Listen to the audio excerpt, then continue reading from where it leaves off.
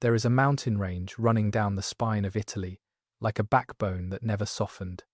Not the gentle hills of Tuscany that appear in paintings, not the romantic coastlines that fill travel photographs every summer. The Apennines, old and hard and indifferent to everything that has ever happened around them. 2,000 years ago, a people lived in those mountains who looked down at the plains below and watched a city growing larger with every generation. They had fought that city. They had beaten it. They had humiliated its armies in ways that Rome would spend centuries trying to process and never quite manage to forget. And in the end, Rome did not defeat them through superior civilization or inevitable destiny. Rome ground them down, slowly, over 70 years of war that neither side fully chose and neither side could fully stop. And when it was finally over, a Roman general stood outside his own city walls and ordered the survivors massacred, because he had decided that peace and the continued existence of these people could not occupy the same world at the same time. This is their story. 3 times they forced Rome to stop, adapt, and begin again. 3 times they made the most powerful military state in the ancient world to reconsider everything it thought it knew about how wars were won. The 4th time, Rome did not forgive. Settle in. Let the room go quiet. The mountains are still there. Chapter 1.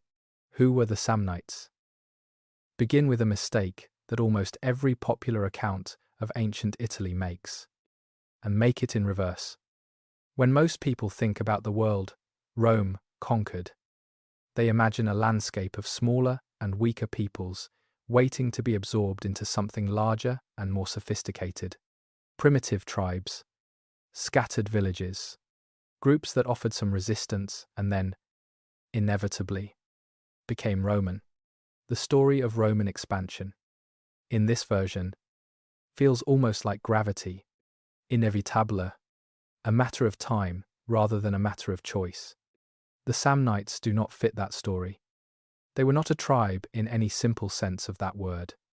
They were a confederacy, a league of 4 distinct peoples who shared a common language, a common legal tradition, a common religious framework, and a collective military structure that allowed them to field armies, negotiate treaties, and make war at a scale that rivaled Rome itself during the period when these 2 powers first came into serious contact. The 4 peoples were the Herpini, the Caudini, the Caraceni, and the Pentri. Each occupied a distinct territory within the broader Apennine landscape of south-central Italy. Each had its own internal governance, its own local leadership, its own particular relationship with the highland terrain that shaped all of them. What held them together was not a single king or a single dominant city, but something more durable and in some ways more sophisticated. A shared identity, a shared legal framework, and a shared understanding that the mountains they lived in required collective organization to defend and to exploit. Think about what that actually meant in the 4th century before the Common Era, when the first conflicts between Rome and Samnium began. Rome at that moment was not the dominant power in Italy. It was one significant city-state among several, still recovering from the shock of the Gallic sack of 390 before the Common Era, still consolidating its hold on Latium, still very much a regional power with regional ambitions. The Samnites, at that same moment, controlled a territory larger than Rome and its immediate allies. They had been expanding southward into Campania, one of the most fertile and strategically valuable regions in all of Italy. They were, by any reasonable measure, a peer competitor, not a subordinate people waiting to be organized by a superior civilization. An equal. The language the Samnites spoke was Oscan. It belonged to the same broader Italic language family as Latin, but had developed separately over centuries, in the way that related languages do, when the communities speaking them live in different environments and faced different pressures over generations. Oscan was not a primitive tongue. It was a language with a writing system, with legal documents, with public inscriptions that archaeologists continue to find today in the hill country of what is now the Molise and Campania regions of southern Italy. When Rome eventually absorbed the Samnite world, Latin did not simply replace Oscan overnight. The two languages coexisted for generations. Oscan and the related Italic languages formed part of the broader linguistic environment in which Latin was developing and expanding across Italy. A contact that left traces in ways scholars of historical linguistics continue to study and debate. The Pentri occupied the central highlands, the rugged core of Samnium, and appear in the ancient sources as the largest and most militarily significant of the four peoples. The Herpini lived further south and east, in territory closer to the heel of the Italian boot, and their name survives in what is now the Irpinia region of Campania. The Caudini controlled the passes around what is now the Benevento area, and their name will matter enormously when we reach the most famous single episode in this entire story. The Caracini were the smallest group, occupying territory in the northern reaches of the Samnite highlands. The confederate structure that bound these four peoples together operated through collective decision-making rather than through a single central authority. Major decisions, including decisions about war and peace, required agreement among the member peoples. In times of serious external threat, the Confederacy could appoint a supreme military commander who held authority over the combined forces for the duration of a campaign. When the threat passed, that concentrated authority dissolved back into the collective structure. This was not a primitive arrangement improvised under pressure. It was a deliberate political invention built over generations, designed to solve a specific problem. How do you coordinate military and political action across four distinct peoples living in a landscape that naturally separates communities from one another? The solution was a federal structure that preserved local autonomy while creating the capacity for collective action when collective action was required. Students of political history will recognize the basic logic. It is not entirely unlike the architecture of modern federal systems, where component units retain significant self-governance while delegating specific functions to a shared authority. The Samnite military system reflected their landscape directly and completely. Samnium is not flat. It is a world of ridges and valleys, of narrow passes between high ground, of terrain where the open field tactics that Mediterranean armies had inherited from the Greek tradition were nearly useless. The tight formation of heavily armed infantry that had dominated Greek warfare required flat ground and room to maneuver. The Apennines provided neither in sufficient quantity. The Samnites developed instead a style of warfare built around smaller and more flexible units, capable of operating independently in broken terrain. They understood how to use elevation. They knew how to hold a pass against a larger force. They knew how to draw an enemy into terrain that eliminated his advantages and amplified theirs. This was not the product of theoretical military thinking. It was the product of generations of fighting in exactly the landscape where they lived. Every ridge in Samnium was a potential battlefield. Every valley was a potential site for something a retreating enemy would not survive. Their economy was pastoral at its core. The high pastures of the Apennines were ideal for sheep and cattle, and the Samnites were significant producers of wool and livestock across south-central Italy. They also farmed the lower valleys. Though the mountain terrain put natural limits on agricultural scale in ways that did not apply to the peoples of the Italian plains, this economic reality had a specific and important consequence. A pastoral economy has a ceiling. When a family's flocks reach a certain size relative to available pasture, the practical options are to reduce the flock or find new pasture somewhere else. The Samnites, like other Italic peoples of this era, had a formal cultural response to that pressure.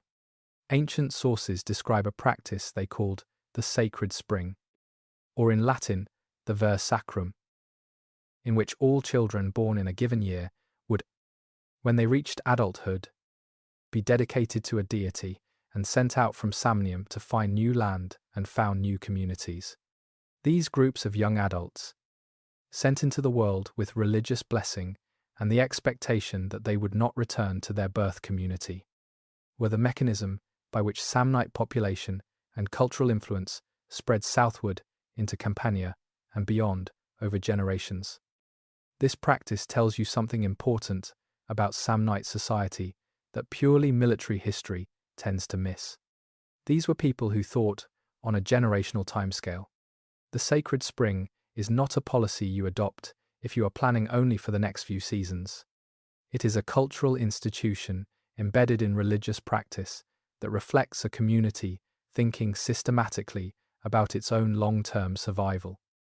The children sent out in a sacred spring would found new communities that maintained cultural and sometimes political connections to the Samnite heartland. Samnium was not just a place. It was a network. The religious life of the Samnites is less well documented than their military history. Because the Roman writers, who recorded most of what we know about them, were more interested in battles than in theology, what the sources do tell us suggests a religious system centered on specific, sacred places, rather than on elaborate temple architecture. High places, springs, groves, the kind of sacred geography that reflects a people whose relationship with the landscape was intimate and practical rather than monumental. Their chief deity appears to have been Maimas, a war god related to but distinct from the Roman Mars, reflecting the broader pattern of parallel religious development among the Italic peoples who shared common ancestral traditions while diverging over centuries of separate development. Ancient sources also describe warrior oath practices among the Samnites, in which soldiers swore before battle to advance and not retreat. Whatever the precise form these rituals took in practice, they reflect a community that understood the psychology of men under extreme pressure and had developed cultural mechanisms for managing that psychology collectively. The oath was not theatre. It was a practical technology for maintaining cohesion at the moment when individual self-preservation instinct pushes hardest against collective military necessity.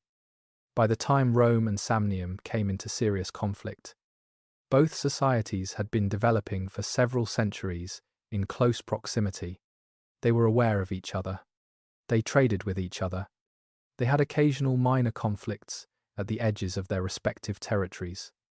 The Campanian cities that would eventually become the flashpoint for the first major war between these powers had connections to both worlds. They spoke Oscan. They had absorbed Samnite cultural influences through generations of settlement. But they also had the wealth and urban development that came from their position at the intersection of trade routes connecting the northern and southern halves of the peninsula. That zone of overlap, where Samnite cultural influence met the richer and more urbanized world of coastal Campania, was where the conflict would begin, not because either Rome or Samnium went looking for war with the other, but because the logic of expansion, the same logic that had been driving both societies for generations, made collision nearly inevitable once both powers had grown large enough that their spheres of influence began to touch. The Samnites looked at Campania and saw land, wealth, and a natural extension of the territory they had been moving into for over a century. Rome looked at Campania and saw the same things. When the Campanian cities found themselves caught between these two expanding powers and had to choose which one to call for help, the era of accommodation ended. What came next would last, on and off, for 70 years. Chapter 2. The World Before the Wars. In the summer of 344 before the Common Era, a man sat in Capua and made a calculation that would set two powers on a course towards 70 years of war. We do not know his name. The sources do not preserve the name of the specific Capuan aristocrat or magistrate who first raised the idea of sending a delegation to Rome. What the sources do allow us to reconstruct is the situation he was facing, and that situation was clear enough that the calculation he made was probably the only one available to a man in his position. Capua was the wealthiest city in Campania. It sat on volcanic soil so fertile that farmers who worked it for a generation sometimes forgot what ordinary land felt like. Its markets drew traders from as far as the Greek cities of the southern coast and the Etruscan cities of the north. Its aristocracy had grown accustomed to a specific kind of life: prosperous, settled, urban, the kind of life that requires stable conditions to maintain, and that becomes very fragile very quickly when those conditions begin to deteriorate. The conditions were deteriorating. Samnite pressure from the highlands had been building for years, not always in the form of outright military attack, sometimes in the form of raiding, sometimes in the form of Samnite settlers moving into Campanian territory with the quiet confidence of people who believe the land will eventually be theirs. The Capuan elite understood what this pressure represented. They had seen what happened to communities that Samnite migration fully absorbed. The Oscan-speaking aristocracy that now ruled Capua itself had arrived through exactly that process a century earlier, replacing the older Etruscan-influenced ruling class in a transformation that the people being replaced had not chosen. The man in Capua looked north toward Rome. Rome was growing. It had spent the previous generation consolidating its hold on Latium, absorbing communities, building alliances, demonstrating both military competence and a certain institutional reliability that the Capuan elite found attractive. It was not a perfect option. Inviting Rome into Campania meant introducing another ambitious power into an already complicated situation. But it was the available option, and the calculation was straightforward enough. Samnite dominance, arriving gradually and on Samnite terms. He was certain without outside intervention. Roman alliance was uncertain, but offered the possibility of a different outcome. He sent the delegation.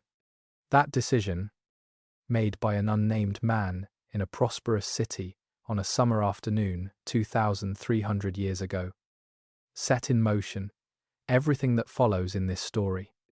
To understand why that decision had the consequences it did, you need to understand what Italy actually looked like in the middle of the 4th century before the Common Era, not the Italy of the later Roman Empire, with its roads and provinces and single dominant power. The Italy of 350 before the Common Era was something considerably stranger and more contested than that later narrative suggests. Start in the far north, beyond the Po River Valley. The Gauls, not a unified people but a collection of Celtic-speaking groups who had crossed the Alps in waves over the preceding centuries and established themselves across the broad flat plains of what the Romans would call Cisalpine Gaul. For Rome, the Gauls were not an abstract geopolitical concern. They were a source of something close to civilizational trauma. In 390, before the Common Era, a Gallic force had swept down the peninsula, defeated a Roman army at the Allia River, and sacked Rome itself. The city burned. The Romans retreated to the Capitoline Hill and held out until they could negotiate terms. The memory of that event was still raw, a full generation later. It shaped Roman military thinking and Roman political psychology in ways that were not theoretical but visceral and immediate. To the northwest, the Etruscans, once the dominant civilization of central Italy, the people who had given Rome its early kings and much of its urban character, the Etruscans, by this period, were in managed decline.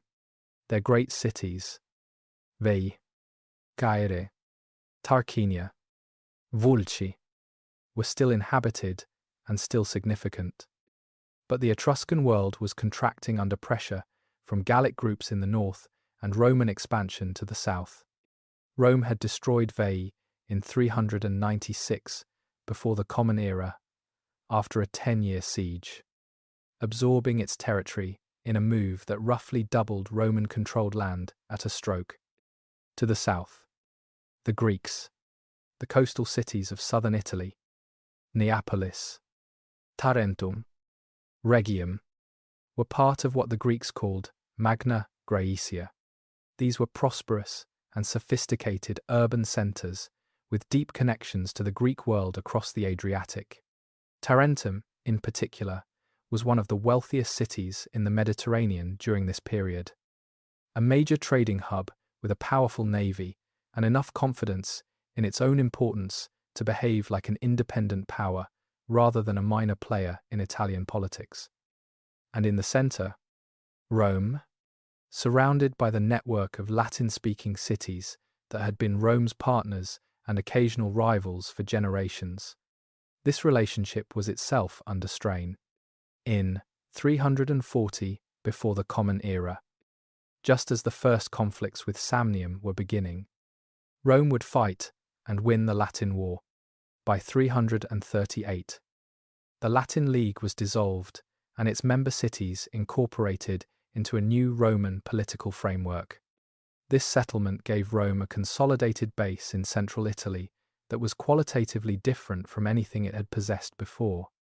Now look at Campania again, and look at it through the eyes of both Rome and Samnium simultaneously.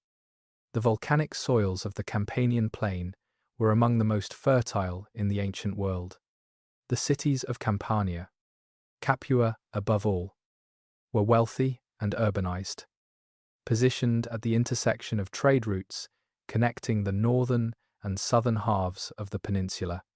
Whoever controlled Campania had a structural advantage in any contest for Italian dominance. Both Rome and Samnium understood this. Both had been moving toward it for a generation. The unnamed man in Capua had not created this collision. He had simply made the decision that determined which side of it his city would be on when it arrived. That decision set the stage for everything that followed.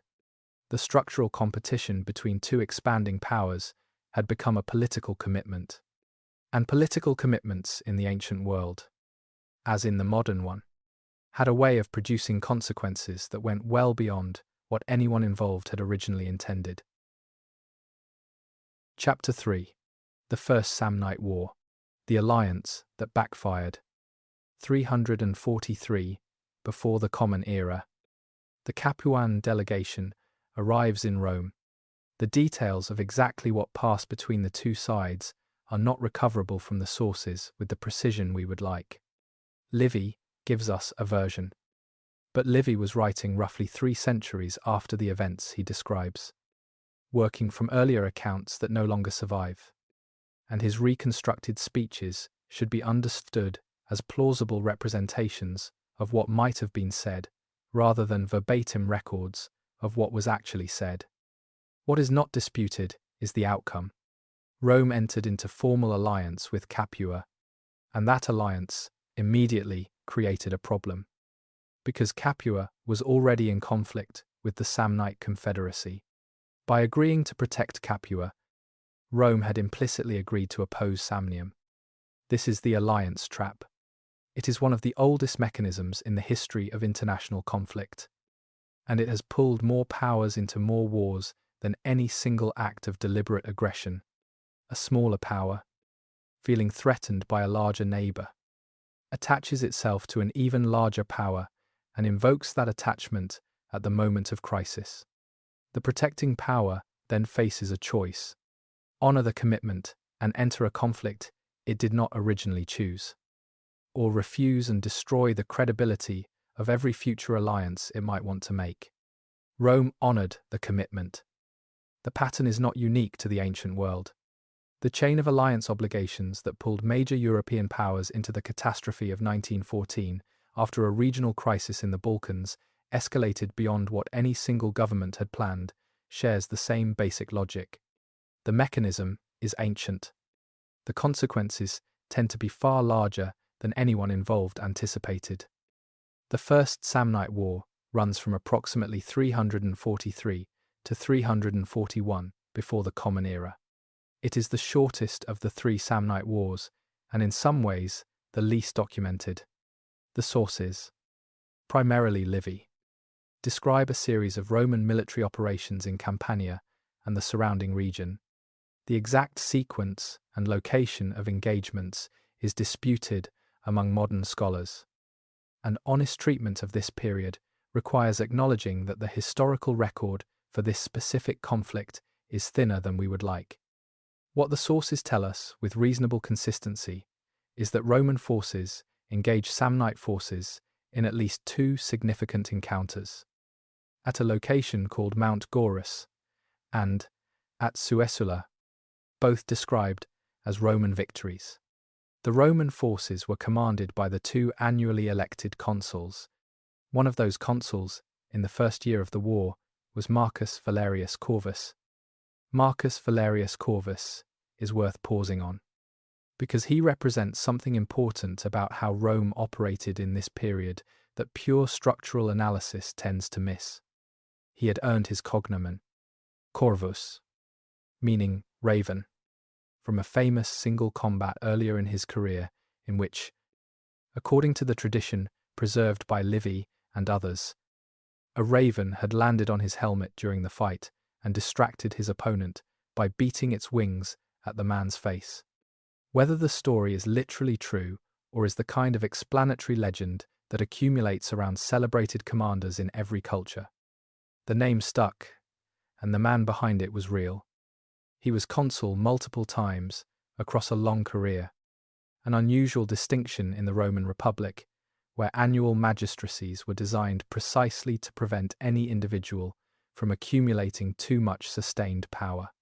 He was capable of thinking beyond the immediate engagement to the broader political consequences of military decisions, which in the context of the First Samnite War meant understanding that a quick resolution in Campania was more valuable than a decisive one if larger threats were developing closer to home.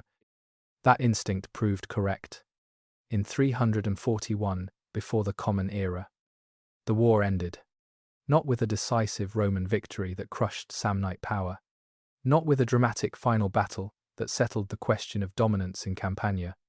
It ended with a peace treaty that more or less restored the situation as it had existed before the war began. Rome kept its alliance with Capua. The Samnites kept their highland territories. Nobody gained decisively, and nobody lost catastrophically. Why did it end this way? The answer lies not in Samnium, but in Latium. The Latin cities, Rome's long-standing allies and partners, had been watching Roman expansion with growing unease. The alliance with Capua was evidence of a Roman appetite for southward extension that the Latin cities recognized as a threat to their own position. In 341, before the Common Era, the Latin cities moved toward open rebellion. Rome, facing a serious challenge from its nearest neighbors, had every strategic reason to settle the Samnite situation quickly and redirect its attention to Latium. The peace with Samnium was therefore partly a product of military outcomes in Campania and partly a product of political necessity closer to home. Rome needed its hands free. The Latin War that followed, from 340 to 338 before the Common Era, ended decisively in Rome's favor. The Latin League was dissolved. The member cities were incorporated into the Roman system under varying degrees of status and obligation. When this process was complete, Rome emerged with a significantly larger and more consolidated territorial base than it had possessed at any previous point, and its southern boundary was now firmly and permanently in contact with Samnium. The peace of 341 had been a pause rather than a settlement. Both sides should have understood that the structural situation had not changed. Campania was still the prize. Rome was still expanding southward. Samnium was still pressing toward the lowlands. The forces pushing these two powers toward each other had not been resolved by the First Samnite War. They had been briefly suspended while both sides dealt with more immediate concerns. During the years between the First and Second Samnite Wars, relations between Rome and Samnium were formally peaceful, but the underlying tension remained, and the structural conditions that made further conflict nearly inevitable continued to develop beneath the surface. The trigger for the next war had a familiar shape: the city of Neapolis. The city we now call Naples was a Greek-founded settlement on the Campanian coast, with a mixed population of Greek and Oscan speakers. In the late 320s, before the Common Era, an internal political struggle produced a faction in Neapolis that favoured Samnite alignment over Roman alignment. Samnite raiding of Roman-allied territory began to be conducted from the vicinity of Neapolis. Rome responded by placing Neapolis under siege. The Samnites responded by sending forces to support the city. The Second Samnite War had begun. It would last 22 years. It would produce the most humiliating single episode in the history of the Roman Republic. And it would change both Rome and Samnium in ways that neither side could have imagined when the siege of a coastal Greek city set it all in motion. Chapter 4. The Caudine Forks. Rome's greatest humiliation. 321, before the Common Era. A Roman army is marching through a narrow pass in the Apennine Mountains of Samnium. Two consuls are leading it: Spurius Postumius, Albinus, and Titus Veturius Calvinus. Between them they command a substantial force. The precise size disputed among modern scholars, and the higher ancient estimates treated with appropriate caution. What is not disputed is that this was one of the primary Roman armies of the period. An experienced and well-equipped force marching with the confidence of men who had won enough battles to believe that confidence was warranted. They are heading toward the town of Luceria in Apulia, where Roman allies are reportedly under pressure from Samnite forces. The route they have chosen takes them through a place called the Caudine Forks. In Latin, the Furculae Caudinae. What happened there is one of the most analysed, most debated, and most viscerally described episodes in all of Roman history. Livy devotes extensive narrative space to it. Later, Roman writers returned to it across centuries. The event entered Roman cultural memory not as an ordinary military defeat, but as something closer to a collective wound. One that did not fully close for generations, and whose effects can be traced in Roman political behaviour and military culture long after the generation that experienced it was in the ground. To understand why requires understanding what the Caudine Forks actually was as a place. The location is generally identified with a valley in the territory of the Caudini people, in the area of what is now the Benevento province of Campania. The geography, consistent across the ancient sources, was a valley accessible through narrow mountain passes at both ends, with high ground surrounding it on multiple sides. In military terms, a natural trap, a place where a large force that entered could be prevented from leaving by a much smaller force controlling the entrance and exit points from above. The Samnite commander responsible for what followed was Gaius Pontius.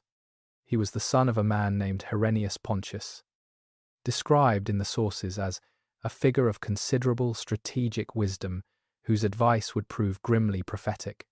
What Gaius Pontius accomplished at the Caudine Forks required not just military skill, but a quality of strategic intelligence that appears rarely in any era. He set the trap through deliberate and patient deception. According to Livy, the Romans received reports that a Samnite force was besieging Luceria and that the fastest route to relieve their allies ran through the Caudine passes. These reports were false. They were, if Livy's account reflects what actually happened, deliberately planted by Samnite agents posing as shepherds who confirmed the false intelligence when Roman scouts questioned them. The Romans, believing they were taking the most direct route to a genuine crisis, marched into the valley and found the far end blocked, where the exit pass should have opened onto the road toward Luceria. There were felled trees and large rocks piled across the route. The Romans halted. They assessed the situation. They turned back toward the entrance they had used. That was blocked too.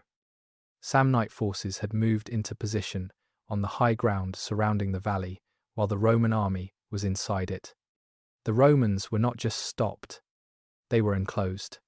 Both consuls, every officer, every soldier in one of Rome's primary armies, trapped in a valley with no exit and no ability to fight their way out against enemies, holding all the elevated ground above them. What Gaius Pontius had achieved was the military ideal that commanders across history have dreamed of and rarely accomplished. He had removed a Roman army from the war without a battle. The outcome had been decided before a single weapon was raised. Now came the harder question. What do you do with a trapped Roman army? Gaius Pontius sent for his father.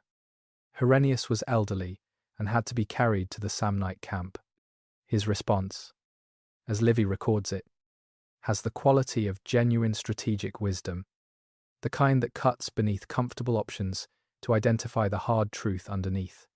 There were two choices, Herennius said, and only two that made strategic sense. Release the Romans immediately, without conditions. Send them home unharmed. This would generate such goodwill that it might produce a lasting peace.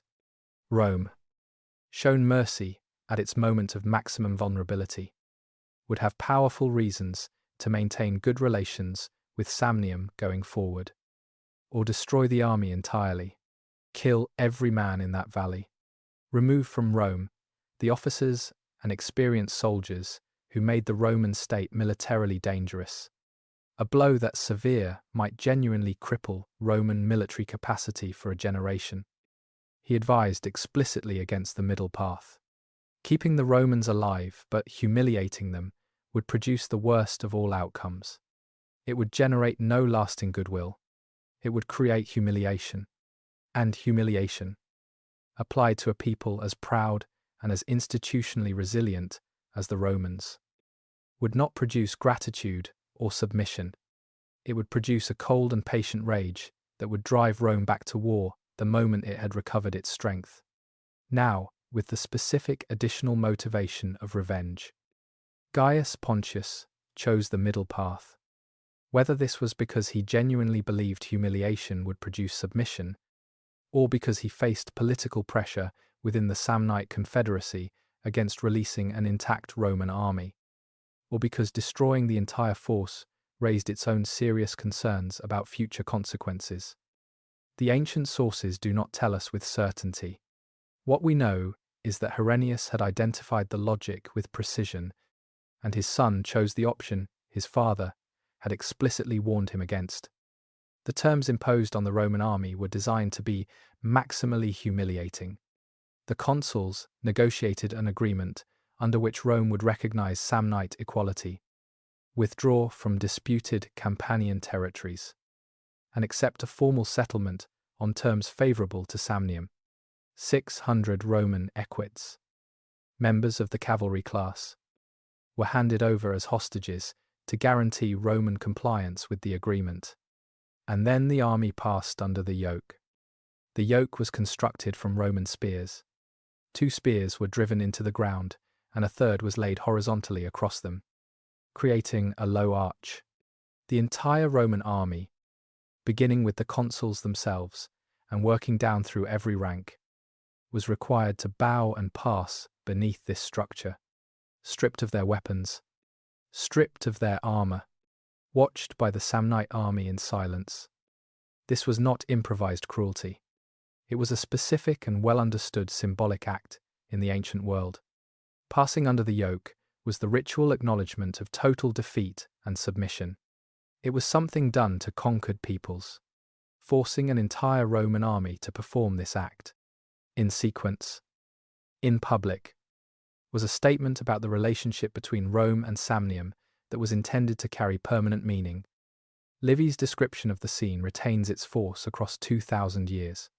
The consuls, men of the highest rank in the Roman state, going first, under the structure built from their own weapons. Then the officers, then the ordinary soldiers. Each man bowing his head, eyes toward the ground, some weeping openly, some rigid, with a shame that had moved beyond expression into something closer to a complete internal stillness. When it was over, the army was released and allowed to march back to Rome. They arrived in the late afternoon. They entered the city without the ceremonies that normally attended a returning force. They went directly to their homes, their friends and family, understanding what had happened and what it meant, did not come out to greet them. The city observed something close to collective mourning for days afterward. Now watch what Rome did next. Because what Rome did next tells you more about the Roman character than almost any other single sequence of events in the Republic's history. The Senate met. The agreement the consuls had made was presented for ratification, and the Roman political system produced a response that was, depending on your perspective, either a masterpiece of constitutional reasoning or an act of breathtaking bad faith, possibly both simultaneously. The Senate declared the agreement non-binding. The argument was precise. The consuls had negotiated the settlement without prior Senate authorization. Under Roman constitutional practice, a binding treaty required Senate ratification to be valid. What had been agreed at the Caudine Forks was therefore not a treaty at all. It was a personal commitment made by two individuals who lacked the authority to bind the Roman state. To address the problem created by the hostages and the oaths the consuls had personally sworn, Rome produced a specific constitutional remedy. The consuls themselves, and the other officers who had taken oaths, were formally surrendered to the Samnites. They were escorted to the Samnite border and offered as personal satisfaction for the broken personal commitments. The oaths had been sworn by these individuals. Those individuals were now being handed over.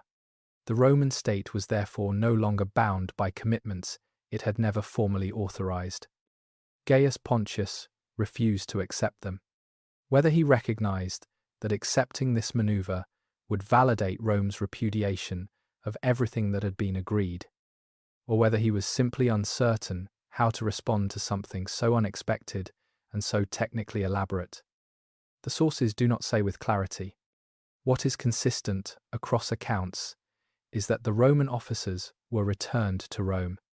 The agreement was considered void by Rome, and preparations for resuming the war began. This sequence deserves careful attention. The legal argument Rome made was not obviously wrong within its own constitutional framework. Roman treaties did require Senate ratification. The consuls had acted under duress. There was a genuine constitutional case to be made.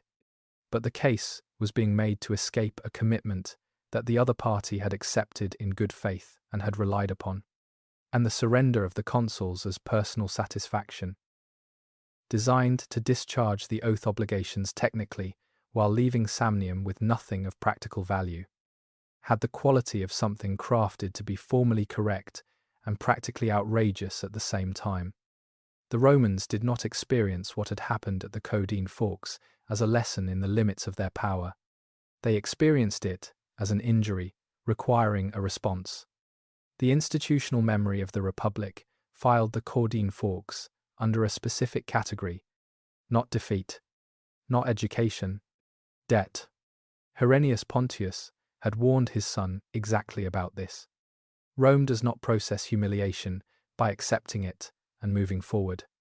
Rome processes humiliation by cataloguing it carefully and waiting. Gaius Pontius had won the most spectacular single military achievement in Samnite history. In doing so, he had given Rome something it would carry for the next 30 years. A reason. Chapter 5. The Second Samnite War continues. Rome adapts. There is a version of military history that focuses almost entirely on battles, on specific decisions made on specific days by specific commanders. Who outflanked whom? Which unit held and which broke? How many men were lost and at what cost to the victor. This kind of history has real value, but it can obscure something that is often more consequential than any single engagement. Institutions learn. Not quickly, not without resistance, not without the friction and conservatism and internal politics that characterize every large organization trying to change how it operates. But, under sufficient pressure, institutions that survive learn. And the Rome that was fighting the later stages of the Second Samnite War was an institution that had been under sufficient pressure for long enough that learning had become a matter of survival.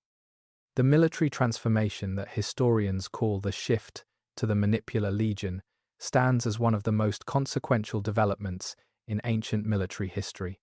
To understand why it mattered requires understanding what it replaced. The phalanx was built around a single, powerful idea. Mass together large numbers of heavily armed infantry in a tight formation, many ranks deep, with overlapping shields and weapons extending outward, on flat ground, against an enemy willing to advance directly into it. A well-drilled phalanx was formidable. It had dominated Greek warfare for centuries and had served Rome adequately in its early conflicts on the plains of Latium. The Apennine mountains of Samnium were not the plains of Latium. Samnite warriors did not advance straightforwardly into Roman formations on open fields. They used their terrain. They held high ground and attacked from it. They drew Roman forces into narrow spaces where a tight formation could not deploy properly and then struck when the structure had broken apart, trying to navigate the landscape. The Caudine Forks was the extreme case of this approach. But the underlying tactical logic appeared at every level of Samnite warfare. The manipular system answered this problem directly. It divided the Roman legion into smaller tactical units called maniples. Each manipule was a self-contained fighting unit capable of operating with real independence from the units around it. The legion was organized into 3 lines based on experience. The youngest soldiers formed the first line. More experienced fighters formed the second. Veterans anchored the third and served as the reserve. The critical innovation was spacing and flexibility, where the phalanx was a solid block that succeeded or failed as a single mass. The manipular legion was organized with deliberate gaps between units in each line, covered by offset units in the line behind. If the first line encountered broken terrain, or was outflanked, or was pushed back by a concentrated attack, it could fall back through the gaps in the second line, reform, and re-engage. The army could flex in ways the phalanx structurally could not. This meant Roman forces could now fight in mountain terrain without the catastrophic disadvantage the phalanx experienced in the same conditions. Not with the ease of Samnite warriors who had grown up in those mountains, but without the structural vulnerability that had made the Caudine Forks possible. The Samnites had forced this change by being too difficult to fight with the tools Rome originally had. In trying to defeat Rome, they had made Rome develop a military instrument that would ultimately be turned against every power Rome subsequently encountered. The manipular legion that emerged from the crucible of the Samnite Wars would go on to defeat the Macedonian phalanx in Greece, destroy Carthage in North Africa, and conquer most of the Mediterranean world. The Samnites did not intend this. They were trying to stop Rome entirely, but the pressure they applied produced an adaptation whose consequences extended far beyond the conflict that produced it. The second major development of this period was infrastructure, the Via Appia, begun in 312 before the Common Era during the censorship of Appius Claudius Caecus, ran initially from Rome south to Capua. It would eventually extend to Brundisium on the heel of Italy, but its original strategic purpose was direct. It gave Roman armies a reliable and fast route from Rome to Campania that did not depend on passing through territory vulnerable to Samnite disruption. The difference between marching an army on a prepared road and marching across open country was not merely a matter of comfort, it was a matter of speed. reliability, and logistical capacity. A Roman force on the Via Appia moved significantly faster than the same force moving cross-country. It arrived in better condition. The supply chain behind it functioned more dependably. These advantages compounded over the weeks and months of a campaign in ways that individual tactical decisions could not easily offset. The road was also a statement of intent, written in stone. You do not build a permanent paved road through a region unless you plan to be there permanently. The Via Appia said, without ambiguity, that Rome regarded Campania not as a temporary zone of military operations, but as a permanent part of its world. The Samnites were watching this construction. They understood what it meant. The later stages of the Second Samnite War reflected these Roman improvements in ways the battlefield record makes visible. Roman campaigns became more effective at sustaining operations in Samnite territory. The capture and consolidation of key highland positions gave Rome strategic footholds that proved difficult to dislodge. There were still significant Roman setbacks, including a serious defeat near a location called the Lautulai Pass in 315 before the Common Era, which demonstrated that Samnite commanders retained the ability to identify and exploit Roman vulnerabilities when the terrain and timing were right. But the trajectory was shifting. What was changing was not primarily the quality of individual Roman soldiers or commanders. What was changing was the institutional capacity of the Roman state to sustain military operations over years and decades. Absorbing setbacks without collapsing, and returning to the field having addressed the weaknesses that the setbacks revealed. The Samnites were skilled fighters with creative commanders. They had demonstrated at the Caudine Forks and elsewhere that Roman armies were not invincible, but they were fighting a power that treated each defeat as information rather than as a reason to reconsider the enterprise. That quality, the institutional resilience of a state that refuses to interpret failure as final, was not something that the confederate structure of Samnium could easily match. The Samnite Confederacy required ongoing consensus among 4 distinct peoples with their own interests and their own calculations about costs and benefits. Maintaining that consensus across 22 years of costly warfare was itself a political achievement, but it was harder than the equivalent task in a more centralized state. And the strain of the effort was visible in the negotiations that ended the conflict. The Second Samnite War ended in approximately 304 before the Common Era. The peace was a genuine settlement negotiated between exhausted parties rather than a Roman diktat imposed on a crushed enemy. Samnium retained its political structure and its territorial integrity. The Confederacy survived intact. But the position of the two powers relative to each other had shifted in ways that both sides understood. Rome's hold on Campania was more secure. Roman military capacity in mountain terrain had improved substantially through the reforms the war had forced. The road network was deeper into central Italian geography. The alliance system was more consolidated, and the Roman state that emerged from 22 years of war was more experienced and more institutionally capable than the Rome that had entered the conflict.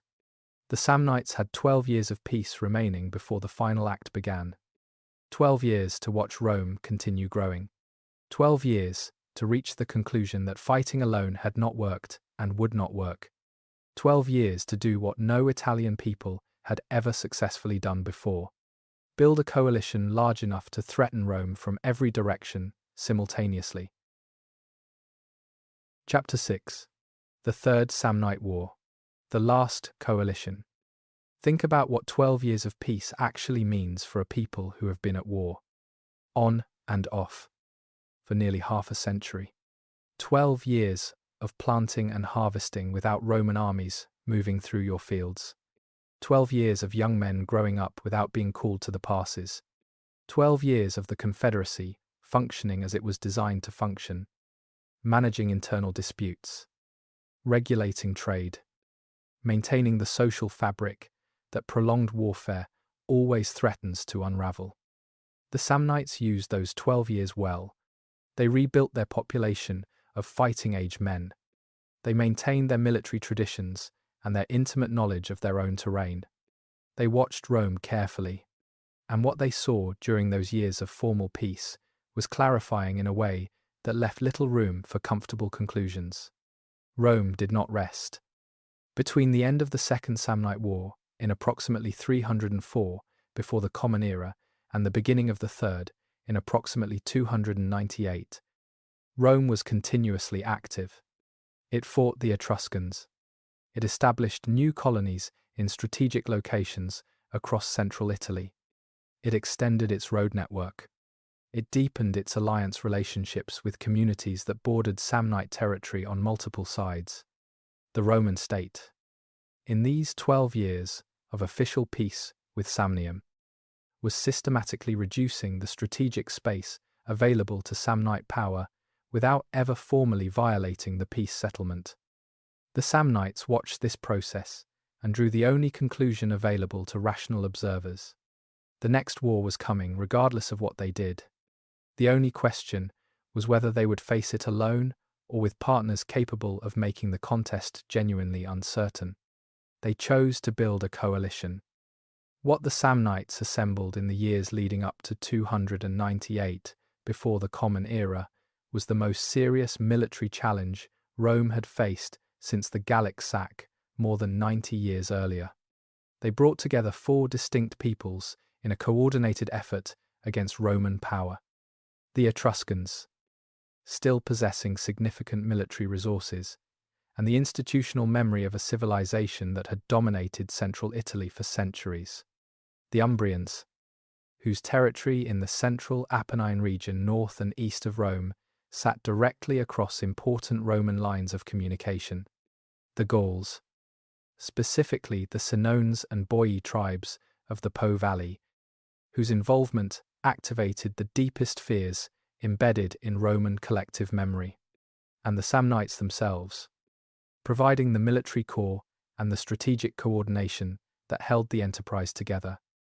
Look at this coalition geographically, because the geography is what made it genuinely dangerous in a way that Samnium alone could never achieve. Rome sat in the center of Italy, with its alliance network extending outward. The coalition was positioned to attack from multiple directions simultaneously. Samnite forces could press from the south and east. Etruscan and Umbrian forces could threaten from the north and northwest. Gallic forces could strike from the north along routes the Romans associated with existential danger. If the coalition could coordinate its actions effectively, it could force Rome to divide its military resources across multiple fronts, preventing the concentration of strength that had allowed Rome to outlast Samnium across 2 previous wars. This was not improvised resistance. This was sophisticated, strategic thinking developed over years of diplomatic effort. And the evidence suggests, Samnite leadership was central to assembling this alliance. Understood clearly that Samnium alone could not defeat Rome. The previous 40 years had demonstrated that with painful clarity, but a coordinated coalition striking simultaneously from multiple directions was a fundamentally different proposition. The strategy almost worked. The opening years of the Third Samnite War were among the most dangerous Rome had experienced since the Gallic sack. Samnite forces, under a commander named Gellius Egnatius, operated with considerable effectiveness, coordinating with the northern allies and maintaining pressure across multiple theatres simultaneously. Roman armies suffered reverses. The strategic situation was genuinely uncertain, in a way it had not been since the worst moments of the Second Samnite War. The crisis point came in 295 before the Common Era, at a place called Sentinum, in the territory of Umbria, in central Italy. The Roman and coalition forces converged for what both sides understood would be a decisive engagement. The Roman force was commanded by 2 consuls, Quintus Fabius, Maximus Rullianus, and Publius Decius Mus. On the coalition side, Samnite forces, under Gellius Ignatius, fought alongside a substantial Gallic contingent. The precise numbers involved are disputed, as ancient battle figures almost always are. Livy, in Book 10 of his history, provides figures that most modern scholars treat with appropriate caution.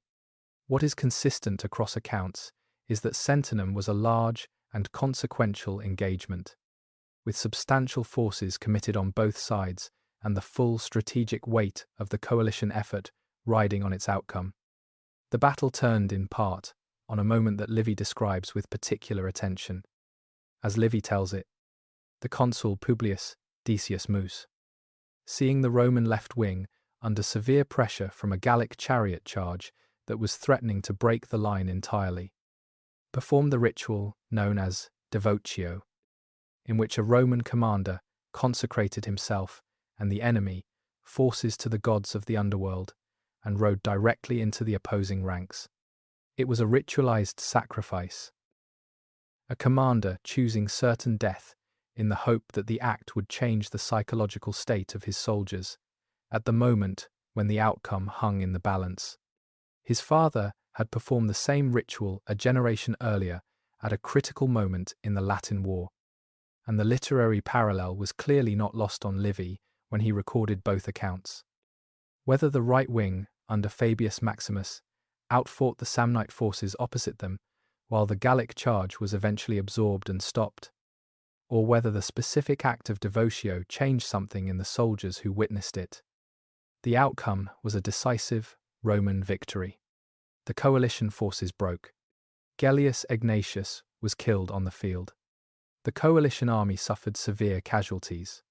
Samnium was a catastrophic defeat for the coalition.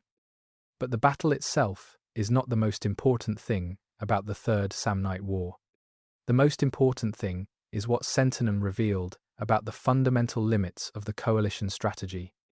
The four-way alliance was theoretically capable of overwhelming Rome through simultaneous pressure from multiple directions. But maintaining that coordination in practice required a level of political trust and military communication that the coalition never fully achieved. The Etruscan and Umbrian forces that were supposed to be engaging Roman forces in separate theatres either suffered their own defeats or failed to concentrate at Samnium in the numbers that the coalition strategy required. The Gallic contribution, while militarily significant, also made neutral Italian communities more likely to stay with Rome rather than join a coalition that included the people who had sacked Rome a century earlier. The coalition failed not because it was a poor strategic concept. It was actually the soundest concept available to any power trying to stop Rome at this stage. It failed because executing a coordinated multi-front strategy against a centrally positioned enemy with superior internal lines of communication is one of the hardest operational problems in military history. It requires a level of mutual trust and political cohesion among allies that is genuinely difficult to sustain under the pressures of actual warfare. When each member is simultaneously calculating its own losses alongside the collective goal, Rome held exactly the advantages the coalition lacked. It held the center. Its road network allowed it to shift forces between threatened points faster than the coalition could coordinate simultaneous pressure. Its alliance system was deeply enough integrated into Roman political and economic structures that defection was costly, and its institutional capacity for sustained conflict remained intact. After Samnium, the coalition unraveled. The Etruscans negotiated separately with Rome. The Umbrians followed. The Gauls withdrew to their northern territories when the campaign season ended. The Samnites were left to continue the war largely alone, which they did with considerable stubbornness for several more years. The final phase of the Third Samnite War was a grinding series of Roman campaigns into the Samnite highlands.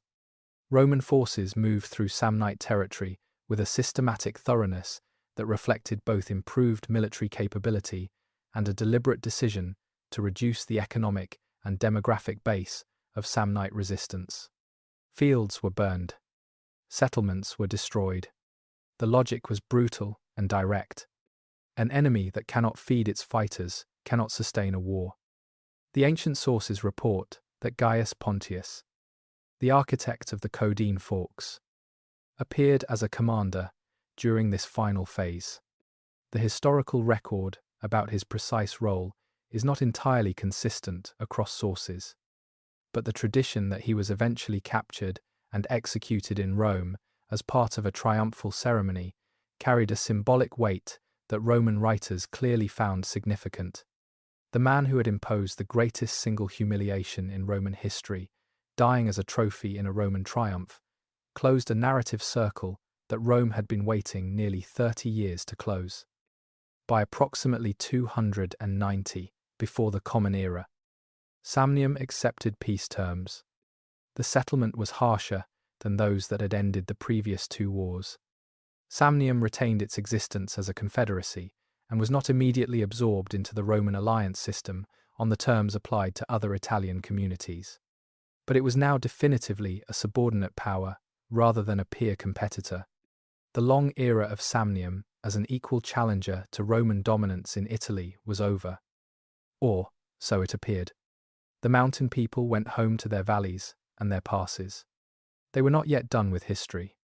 But history, for the moment, had moved on without them. Chapter 7. Conquered but not broken. Samnium under Rome. 290 before the Common Era. The war is over.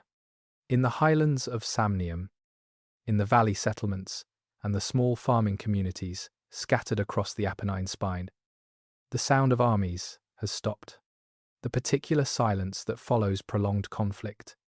Not peaceful silence, but the silence of exhaustion and damage, and the slow process of counting what remains, has settled over the mountain landscape. The Roman triumphal processions have moved through the city. The Senate has voted its thanksgivings. The consuls who commanded the final campaigns have taken their places in the historical record as men who completed what 3 generations of Roman commanders had worked toward. And in Samnium, people are trying to understand what comes next.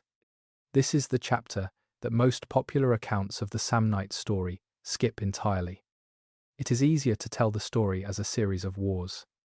To move from the Third Samnite War directly to the Social War of 91 before the Common Era, as though the century and a half between them was simply empty time.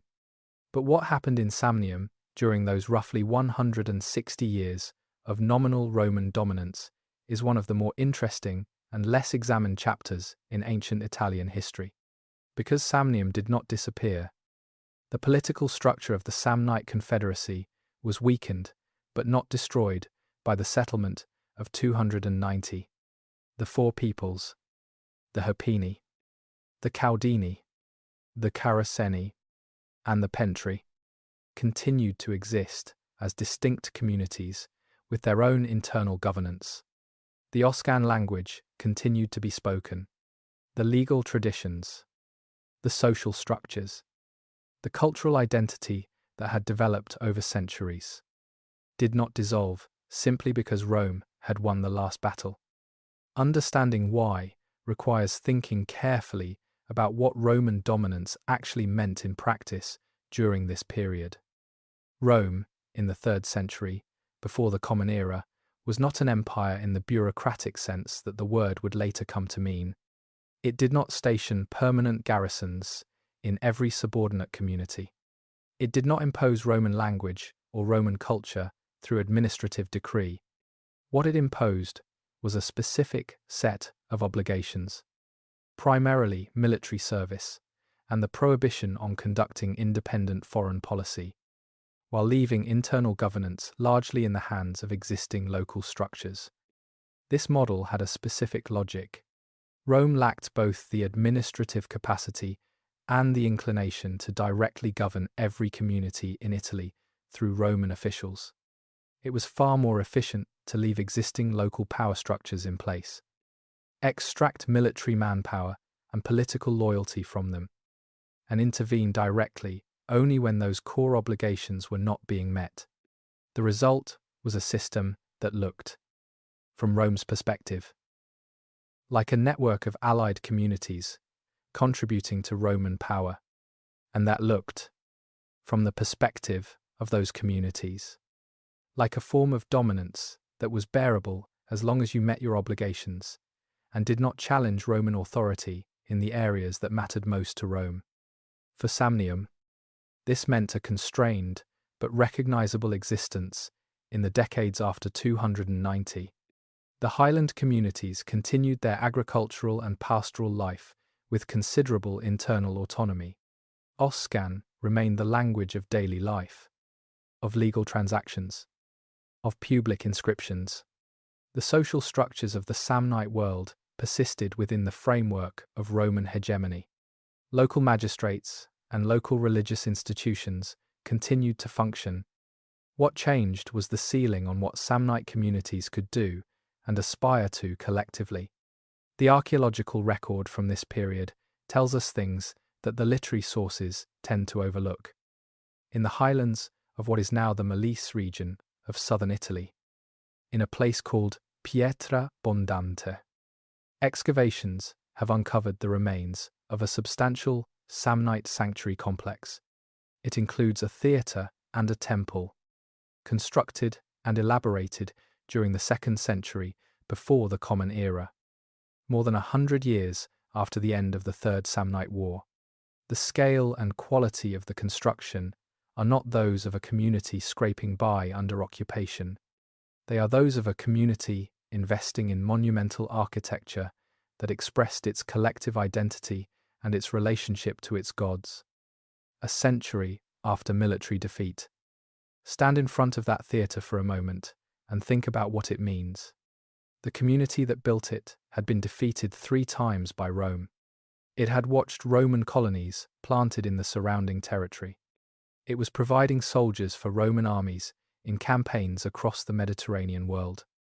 It was operating under political constraints it had not chosen and could not change through ordinary political means. And it was building a theatre, not because it had forgotten what had happened, but because it was still itself, because the identity that had developed over centuries in those mountains had not been dissolved by military defeat and political subordination, because the Oscan-speaking people of the central Apennines in the 2nd century before the Common Era were still, in every meaningful cultural sense, Samnites. Pietra Bondante is not an isolated case. Oscan inscriptions from sites across the region from this period show communities conducting religious, legal, and civic life in their own language, using their own institutional vocabulary, maintaining their own forms of collective decision-making. The material culture of Samnite communities in the 2nd century before the Common Era does not look like the material culture of communities that have been culturally absorbed by a conquering power. It looks like the material culture of communities living under external political constraint while maintaining internal cultural continuity. Rome had made a mistake that conquering powers make repeatedly throughout history. It had confused political submission with cultural assimilation. It had won the wars and assumed the identity would follow. The theatre at Pietra Bondante is the most eloquent possible response to that assumption.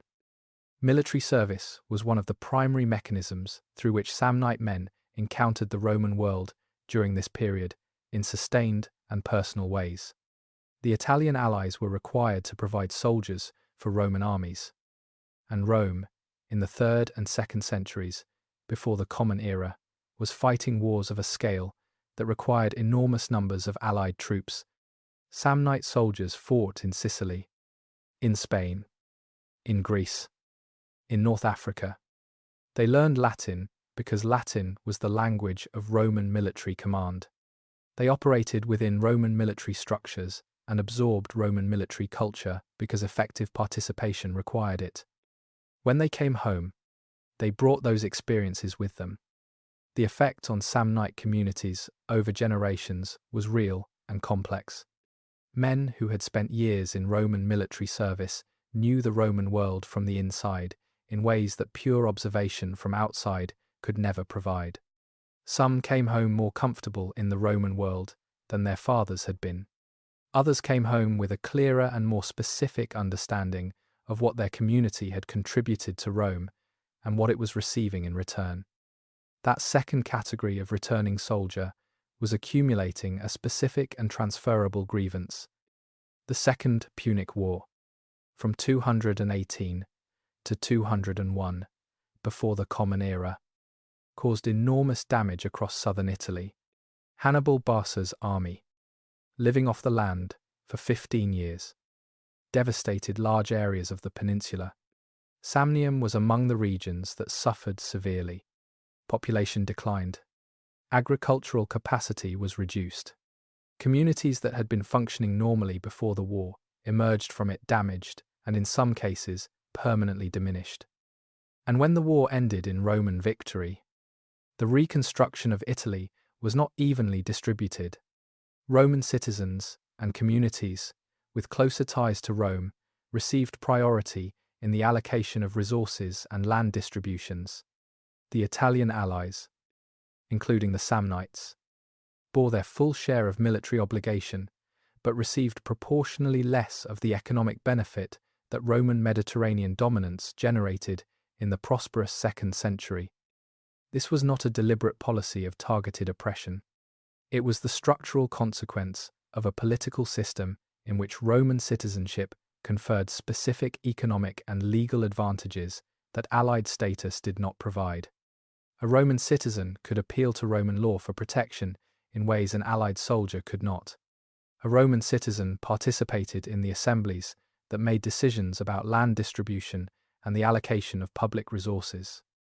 A Samnite veteran who had fought in the same campaigns and survived the same dangers held none of these protections and had none of this voice.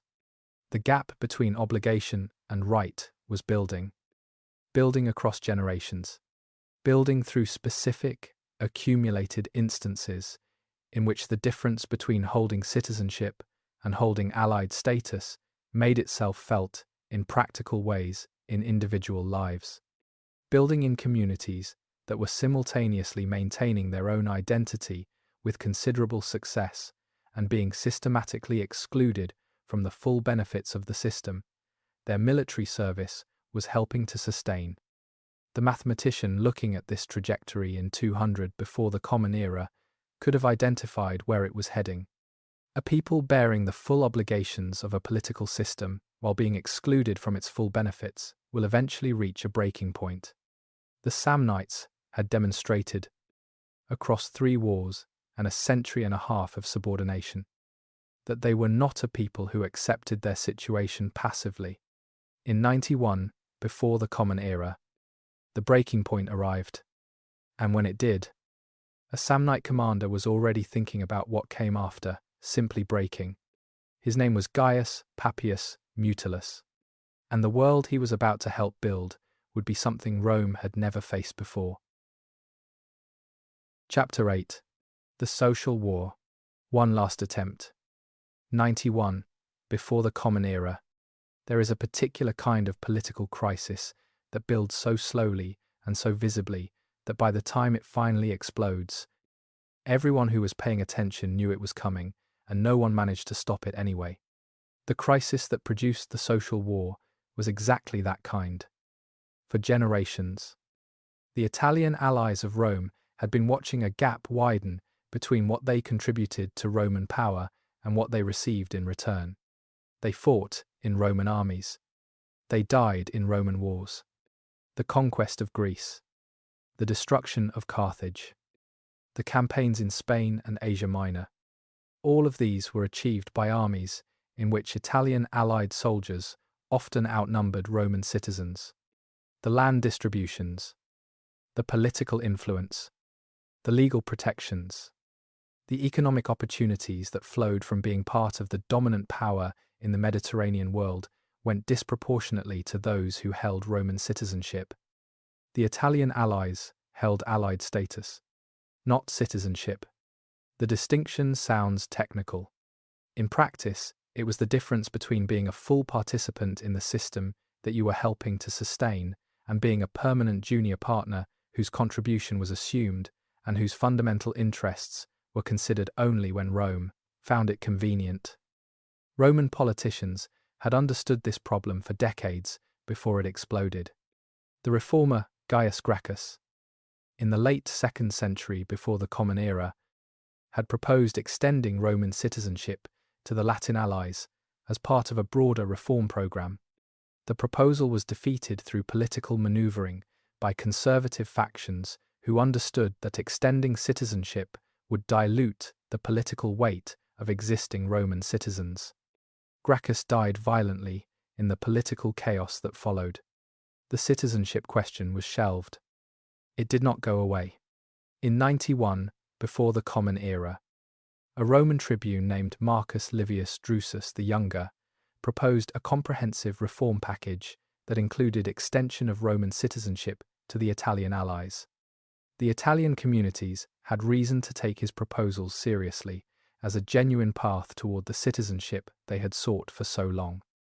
Drusus died violently, in circumstances the ancient sources describe as deliberate killing, though the identity of those responsible was never established with certainty.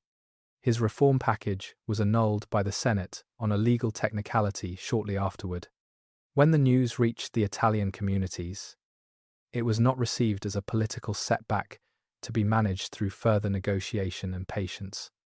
It was received as a final answer to a question that had been building for generations. The answer was no. If the Italian allies wanted what they had spent generations contributing toward and never fully receiving, they would have to take it by force. Or they would have to build something else entirely. They chose to build something else. What the Italian rebels created in 91 before the Common Era was not simply a military alliance against Rome. It was a state, a new state, with its own institutions, its own government, its own currency, and its own capital. They called it Italia. The capital they established was a town called Corfinium, in the territory of the Paeligni people in central Italy. They renamed it Italica. They elected a senate of 500 members, drawn from the various Italian peoples who had joined the rebellion. They elected 2 consuls to mirror and oppose the Roman consuls. They created a legal framework for the new state. They began minting coins. Those coins deserve a moment of attention. The imagery on the rebel coins was chosen as a deliberate counter-narrative to Roman iconography, where Roman coins showed the wolf, the founding symbol of Rome. Samnite rebel coins showed a bull, the Italian bull, massive and powerful, goring the Roman wolf. The image needed no literacy to understand. It could be held in the hand and passed from person to person, and its meaning was immediately clear to anyone who looked at it. This was not the imagery of people seeking accommodation within the existing Roman system. This was the imagery of people who had decided the existing system itself was the problem, and that a different world was both possible and necessary.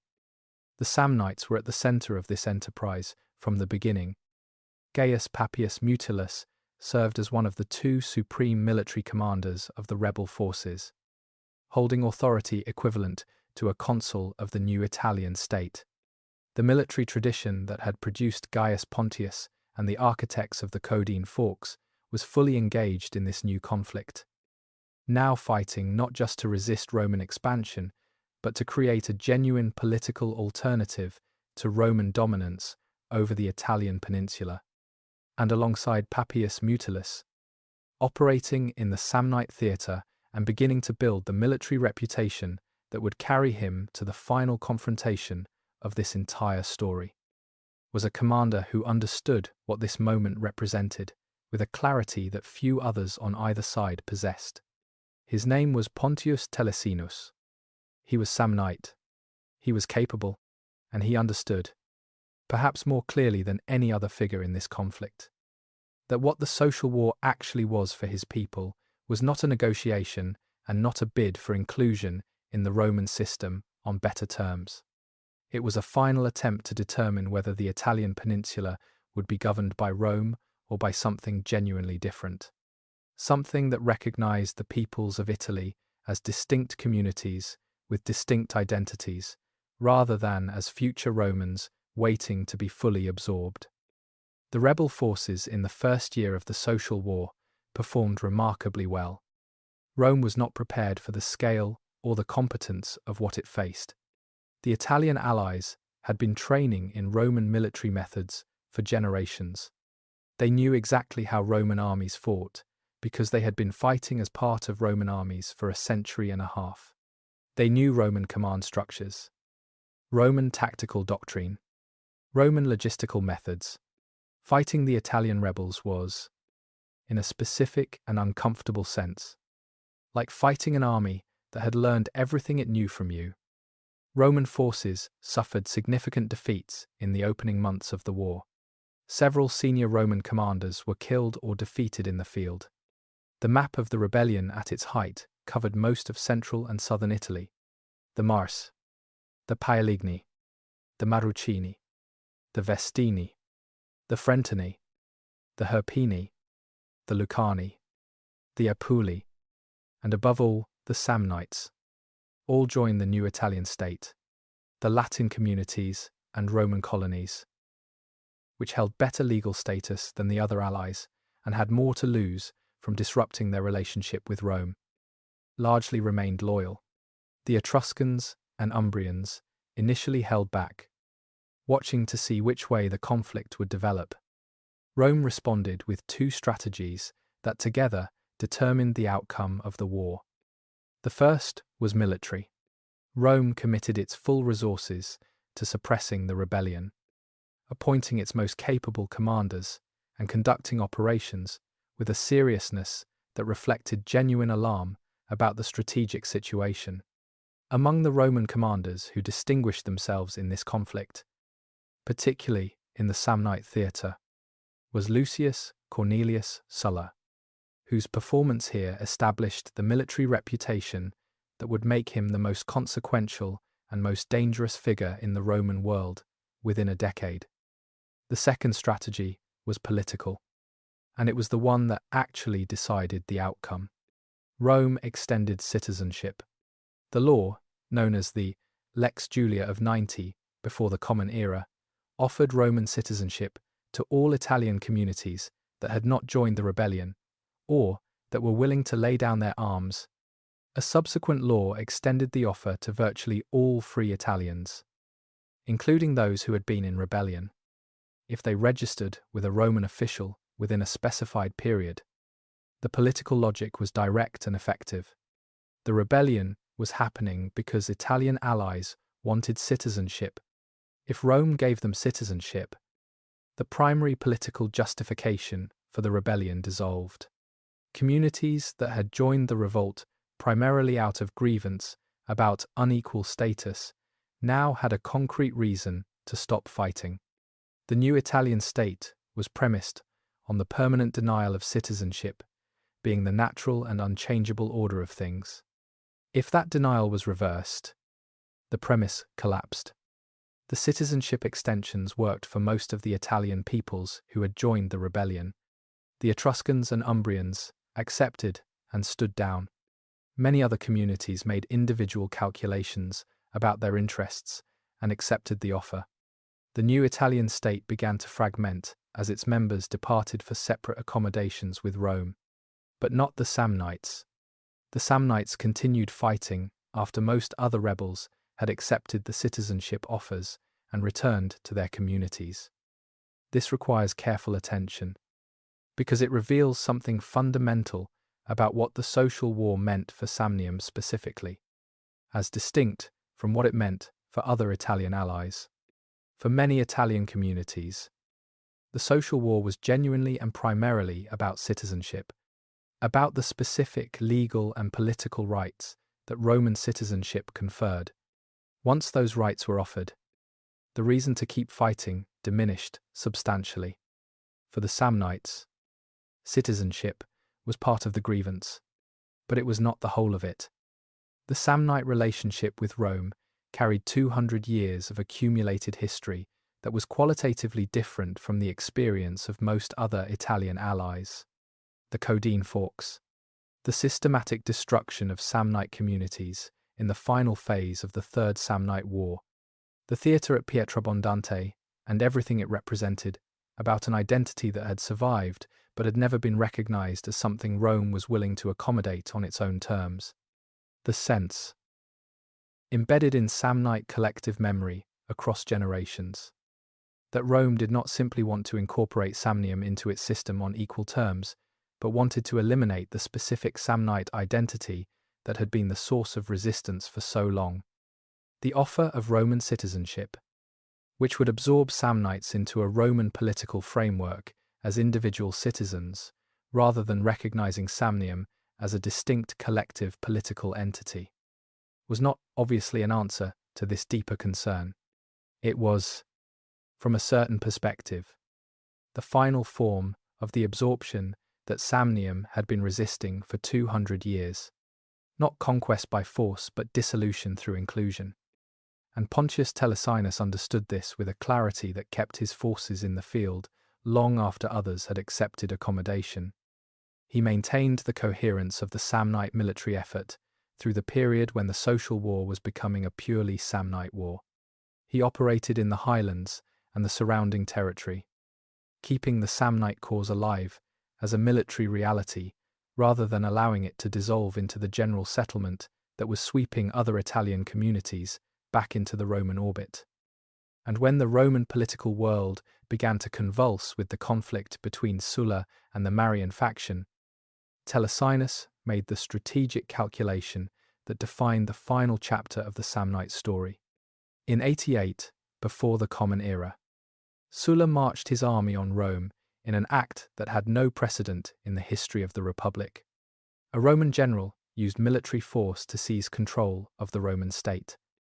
For Telesinus and the Samnites, still fighting, this development changed the strategic environment in ways that had not existed before.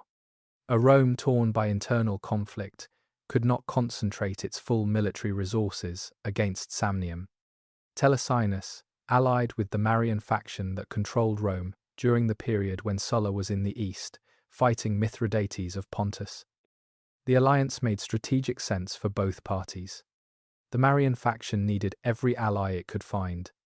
The Samnites needed a partner with enough resources to make a genuine contest possible. But the alliance carried a risk, whose full weight Telesinus may not have been able to calculate in advance.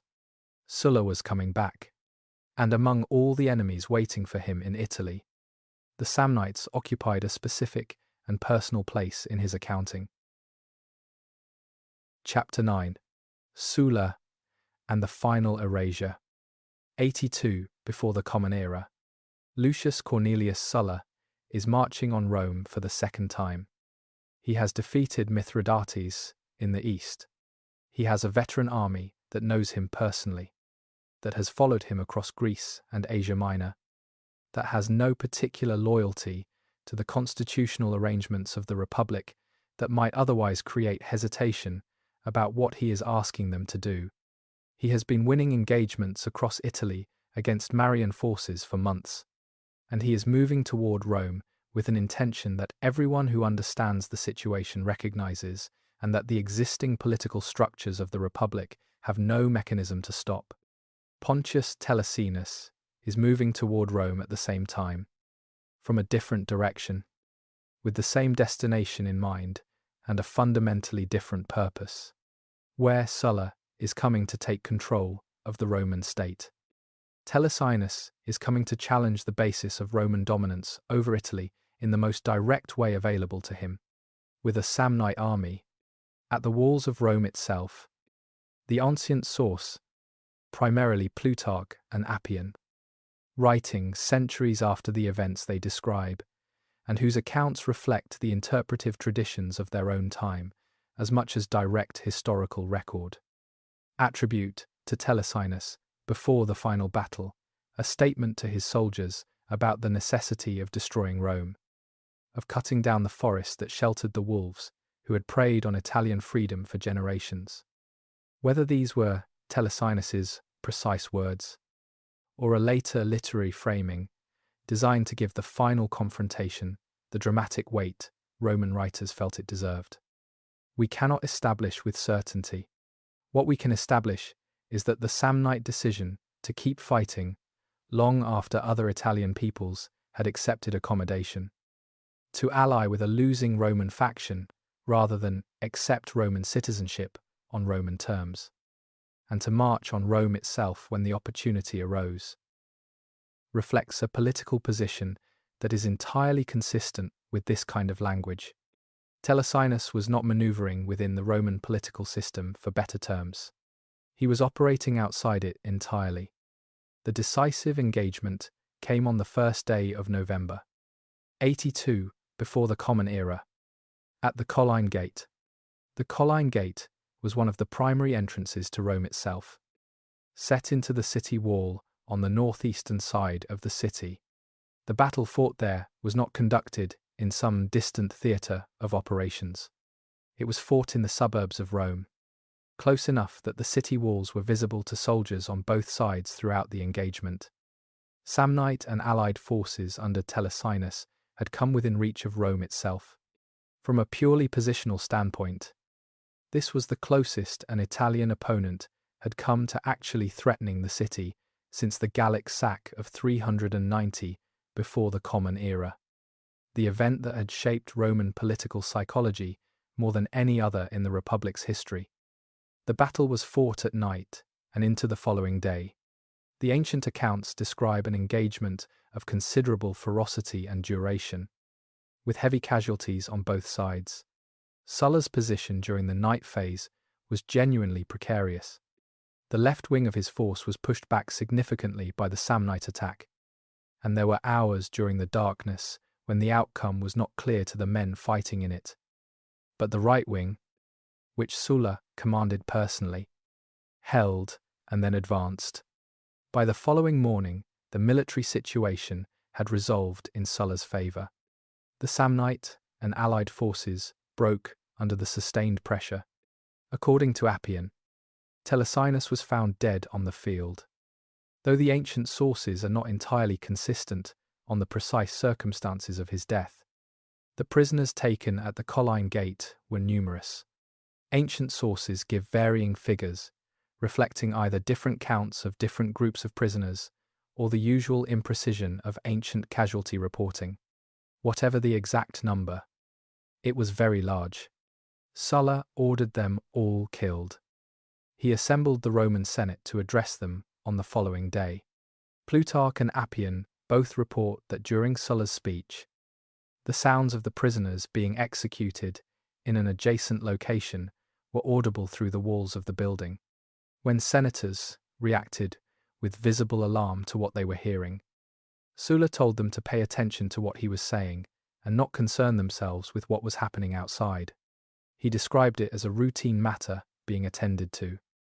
What followed in the weeks and months after the Caudine Gate was a campaign directed at Samnite communities that the ancient sources describe as qualitatively different from the treatment of other regions that had backed the losing side in the civil war.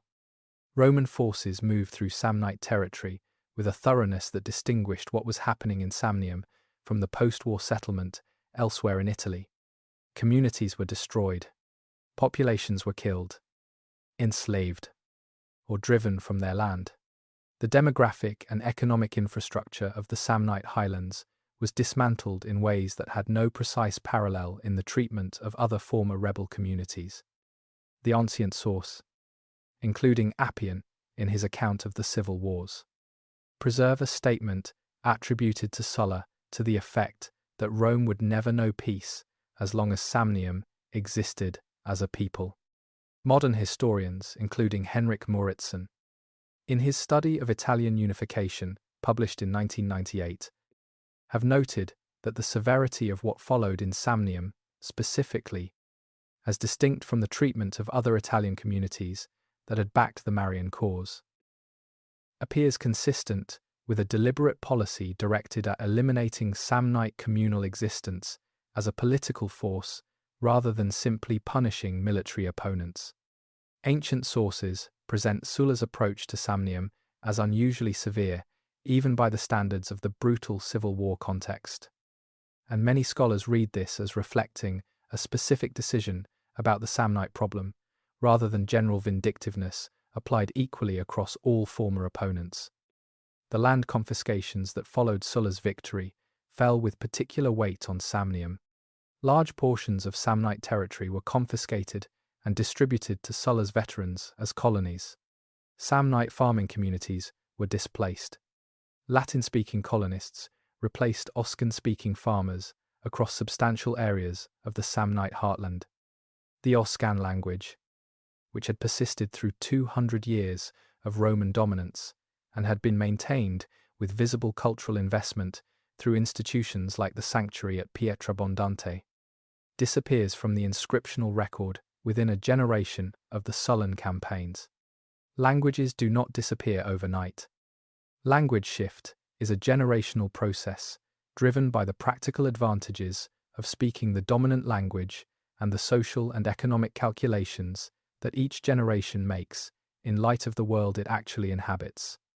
The disappearance of Oscan from the inscriptional record within a single generation suggests that the demographic disruption in Samnium was severe enough to critically reduce the population base capable of maintaining Oscan as a living community language, or that the systematic replacement of Samnite communities with Latin-speaking colonists created social conditions in which the practical incentives for maintaining Oscan identity essentially ceased to exist. Probably both. Pontius Telesinus had marched toward Rome, fighting for the possibility that the Italian peninsula might be organized around something other than Roman dominance on Roman terms. That the specific identity his people had maintained through 200 years of war and subordination might be recognized rather than absorbed. He died at the Caudine Gate, Sulla 1, and in the years that followed, Sulla directed the full resources of a victorious Roman state toward ensuring that what Telesinus had represented would not outlast him. Rome was still there. Samnium, as a living community with a continuous identity, a continuous language, and a continuous sense of itself as something distinct from Rome, was not. Chapter 10. What survived? The Samnite legacy. 82 before the Common Era. The fires in Samnium are going out. Not the fires of ordinary life, of hearths and kitchens, and the warmth of communities going about their daily existence. Those fires went out earlier, when the communities themselves were destroyed or emptied by what came after the Caudine Gate. The fires going out now are the ones Sulla's veterans lit when they moved through the highland settlements, doing what victorious armies do to the places they have been sent to eliminate. And yet, something survived. Not in the way that comfortable historical narratives about resilient peoples usually mean when they use that word. Not with the continuity of language or political institutions, or the visible collective markers that allow a community to point to itself across centuries and say, "We are still here. We are still this." That kind of survival did not happen for the Samnites. Sulla was too thorough. The demographic displacement, too severe. The replacement of Oscan communities with Latin-speaking colonies, too systematic for that kind of continuity to persist. What survived was more complicated and more distributed than that. Begin with the landscape itself. Walk through the Mouritsen region of southern Italy today, and you will encounter place names that carry Oscan roots, surviving beneath 2,000 years of Latin, medieval Italian, and modern Italian layered on top of them. Towns and rivers and geographic features whose names derive from a language that stopped being spoken. As a living community language, within a generation of the Sullan campaigns, place names are among the most conservative elements of any linguistic landscape. They survive political conquest and demographic replacement and language shift with a tenacity that almost nothing else matches.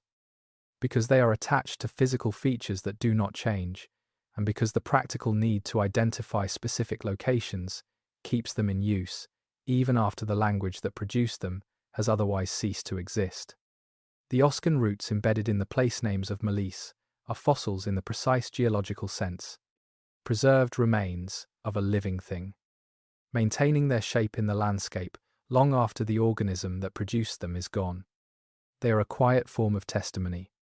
Every village in Molise that carries an Oscan root in its name is evidence that the Samnites were there, and that the land itself keeps what it is given in ways that political change cannot always undo. Now consider something larger. The social war that the Samnites helped initiate and sustained, longest after other participants had accepted accommodation, produced the single most significant transformation of the Roman political system between the founding of the Republic and its eventual replacement by autocracy under Augustus.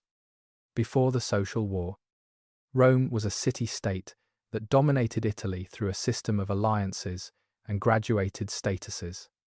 Roman citizenship was specific and bounded, held by people connected to the city of Rome by birth or formal grant.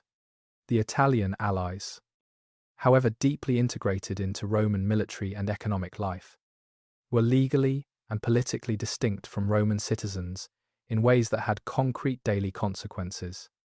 After the social war, Rome extended citizenship to virtually all free Italians. This was not what Rome had intended to do.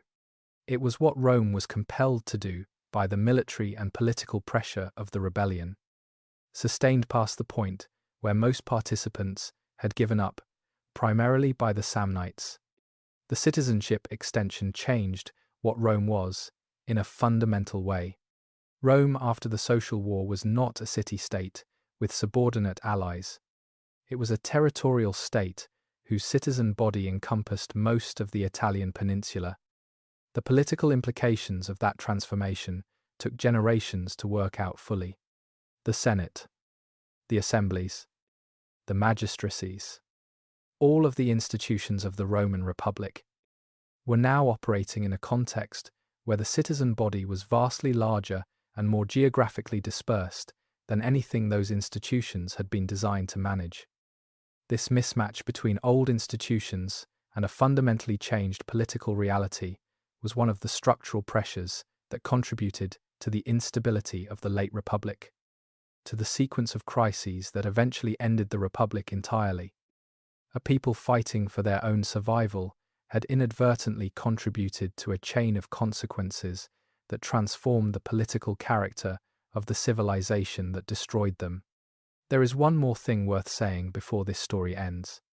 Stand at the ruins of the theatre at Pietrabondante on a clear afternoon and look at what surrounds you. The same ridges, the same valleys, the same passes between high ground that Samnite armies used when they were trying to stop Rome, and that Roman armies used when they were trying to eliminate Samnium. The landscape has not changed in any meaningful way. It is the same physical world that produced the people who built that theatre and fought those wars. The theatre itself is still oriented toward the same sky. The stone tiers where Samnite audiences sat in the 2nd century before the Common Era are still there, worn by 2,000 years of weather, but present, and from those tiers you can see the highlands stretching away in every direction. The same highlands that the Samnites defended for 200 years. That Rome burned and resettled and renamed and tried in every practical way to make into something other than what it had been. The Samnites who built that theatre are gone. The language they spoke is gone. The political confederacy they maintained for centuries is gone. What Sulla did in the years after the Caudine Gate was as thorough as these things get in the ancient world. And yet the theatre is still there. The place names are still there.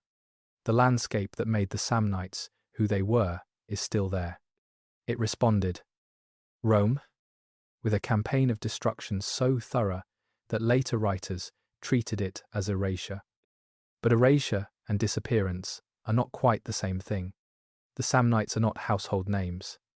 They do not appear in the general cultural consciousness the way Rome and Greece do.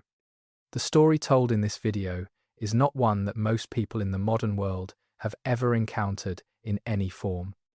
But the consequences of that story are embedded in the landscape of a region of southern Italy, and in the political transformation of the ancient world's most consequential state, and in the specific historical fact that Roman power was not inevitable, but was the product of specific contests, specific pressures, specific moments when the outcome was genuinely in question, and the Samnites were the ones making it so. That is not nothing.